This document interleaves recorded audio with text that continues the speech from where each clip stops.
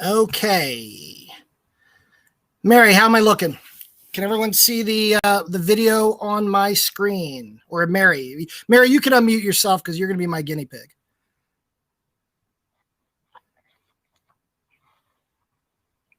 Can you see my screen with the word see it, yeah. Tersegel's burrito?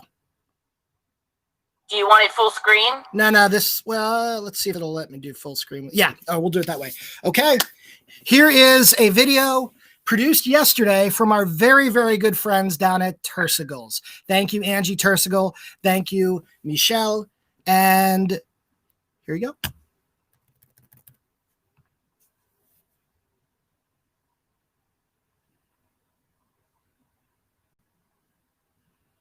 Now we're going to heat up the tortilla and assemble a burrito. You good? All right, so what we're going to start here, and again, it's a burrito. We call it a Frenchie. One ingredients we have in here is some Cameroon red rice, which has been steamed, a little bay leaf. And that's going to be our base for our burrito right there. Kind of flatten it out a little bit. I go a little bit higher than the middle, as you see right there. Next here, we have our black-eyed peas. We've used flageolet before, which is from France. The black-eyed peas is what I have here now. Delicious. Really a little bit of onion, bay leaf, a little celery in there cooked.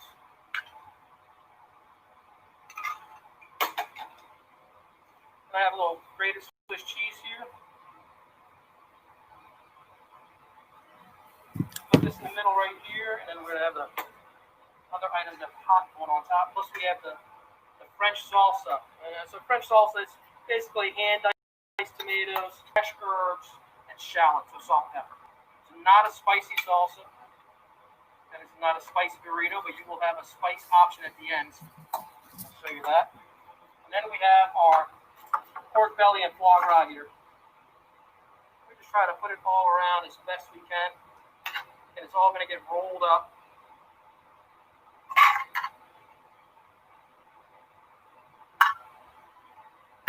Put that foie gras plus some of the fat that'll soak in to that rice and cheese. Try to get that tight as possible for the roll. Now, you take it.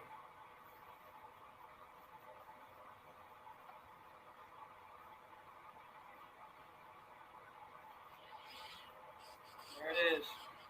French burrito. I like to put it in a little foil wrapper. That way it you can use that to kind of hold it. Of course, we would serve that in a to-go container. Now, I was mentioning about the spice earlier. I got some pickled habaneros here we made. So we put that on there. It's gives it a little kick while you're eating it.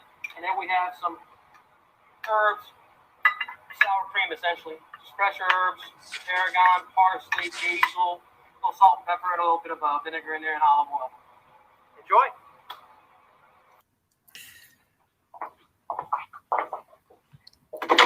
Okay.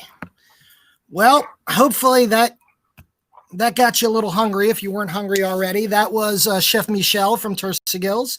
And speaking of the women of Howard County, or excuse me, the women of Ellicott City, thanks to Angie Tersegel, who put that together for me really quickly for this program. So what we will do, and if that looked good to you, they have the ability for you to order that or anything else from Tersegel's online at tersegels.com. So every month we'll try and feature another restaurant in Ellicott City. Although in June, we're actually working out that we're going to go to the Elkridge Furnace Inn because June's lunch lecture will be Lee Preston. And we're going to look at the colonial iron industry in Elkridge. And we're actually going to go on site to the furnace behind Elkridge Furnace Inn. And we'll have Elkridge Furnace Inn provide some kind of a lunch special. We'll probably do something ahead of time just in case any members wanted to order a takeout lunch from Tersegel's. And we'll try and do that, or from Elkridge Furnace Inn. We'll try and do that moving forward just in case you in case you want to order lunch from the places that we're featuring. We will have their menued item and the links in the material and the emails and the social media ahead of time. So hope you enjoyed that little taste of Ellicott City. And now I'd like to go ahead and start with our program. Okay. So what you are seeing right here is from our website. If you go to www.hchsmd.org, you'll see a slider for the Holiday House and History Tour. Our website has many different features. So if you wanted to explore, you can see we've got tabs for the museum, our education committee, research, the services that we provide, our online resources. If you would like to support the Historical Society either as a member or to donate, these are the links to get there. But today we are looking at our interactive platform. If you go to the website and then you click on the Starting 2020,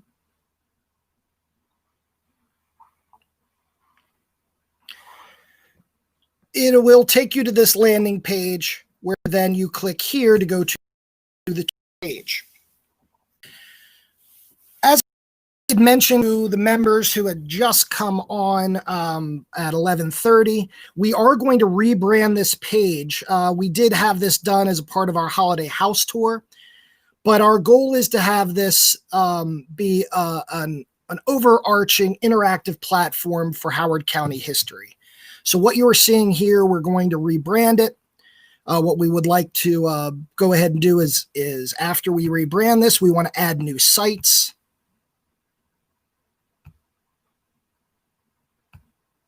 Okay. There we go. Okay.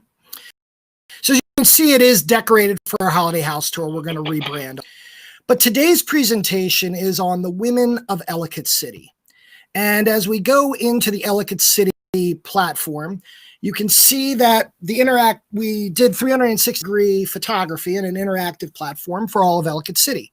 So you can, with your finger or with your mouse, you can literally drag through the aerial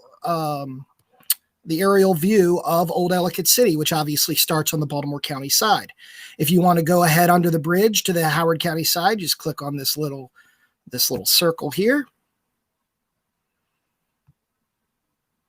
And it'll give you the opportunity to travel through Ellicott City Main Street. Okay. As we come up Ellicott City Main Street, we can see many of the landmarks, obviously. What I want to start off, and what I want to kind of talk about today when we talk about the women of Ellicott City, one of the things that we found with regards to Ellicott City, we've obviously at the Howard County Historical Society have done extensive research on Ellicott City and the narratives, not only as a part of what we do as a mission, but also as we're getting ready for our big Ellicott City 250th anniversary. And one of the things that we have found about Ellicott City generally is that Ellicott City, in a relatively conservative county, and if we were talking about from pre-1967, Ellicott or Howard County was a relatively conservative farming community, but Ellicott City represents a progressive aspect of this. I see a chat come up. I will try to address chats as they come up.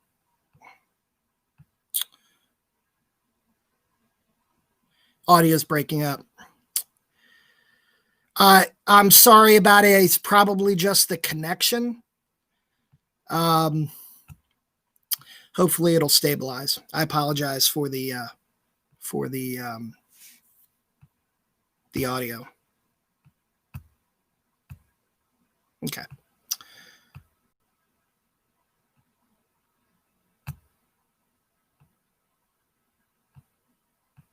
Yeah.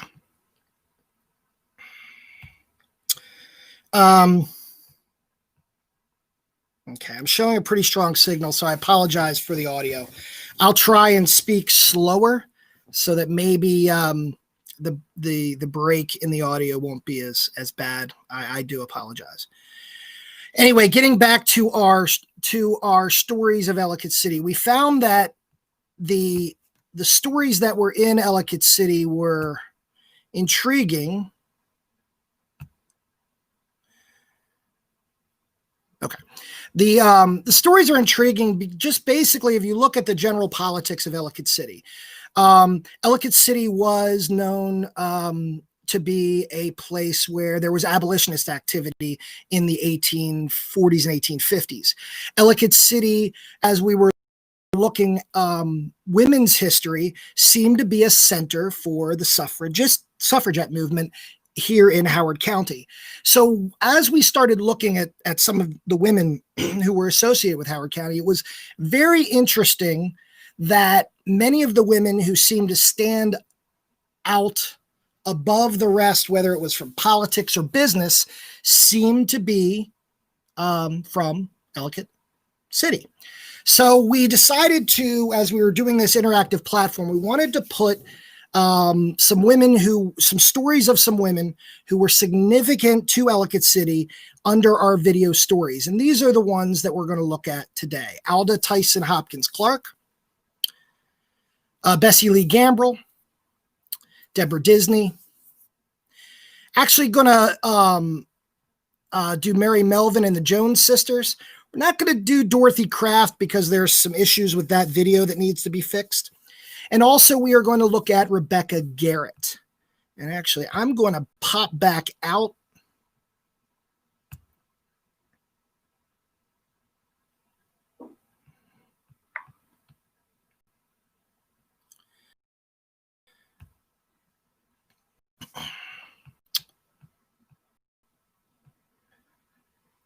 Actually, you know what? Before we do Rebecca Garrett, let's go ahead and get started.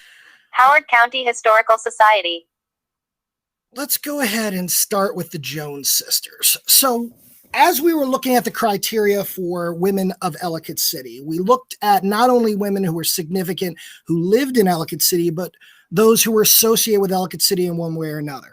The Jones sisters are actually more associated with Sykesville, as you'll see in this video. But the Jones sisters were responsible for some iconic imagery, photographs, colorized photographs, and postcards, many of which are in the collection of the Howard County Historical Society.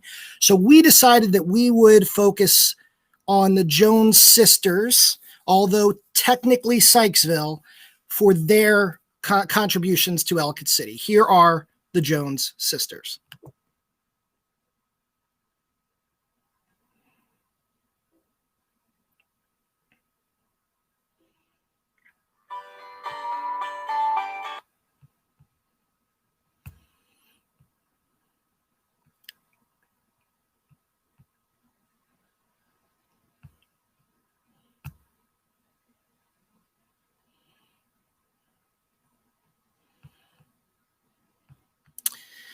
Now you know why this one was free.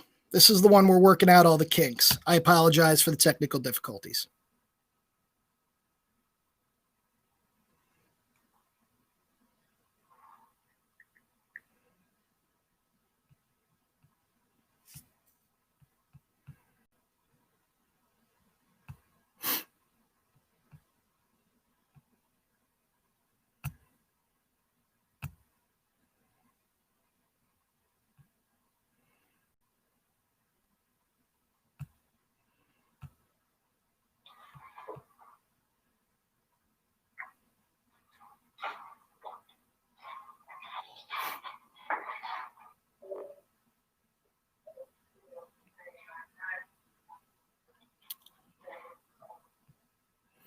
Once again, I apologize. Come on.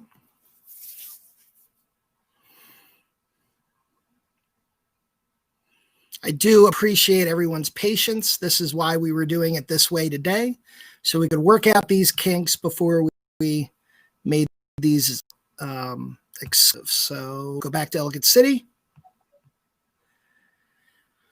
Tell you what, let me back up. Let me do my Rebecca Garrett story first. Going to go to the courthouse. Okay.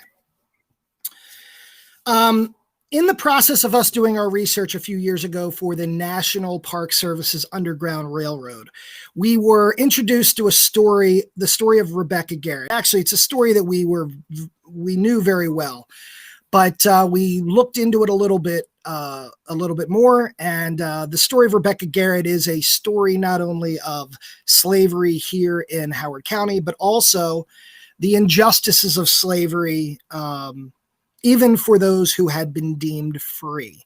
So here is the story of Rebecca Garrett, a former enslaved person who was freed and then kidnapped and attempted to be put back in slavery. Here's her story.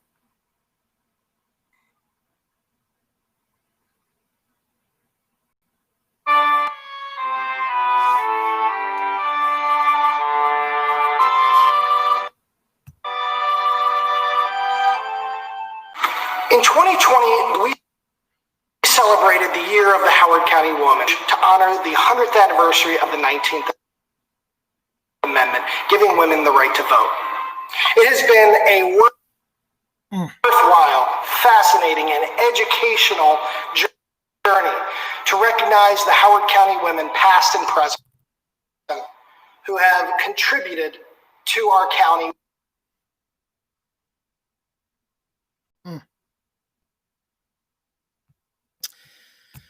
I really apologize, everyone. I'm going to try something. Perhaps maybe it's slow because I'm trying to restream to YouTube. I'm going to go ahead and close that and see if this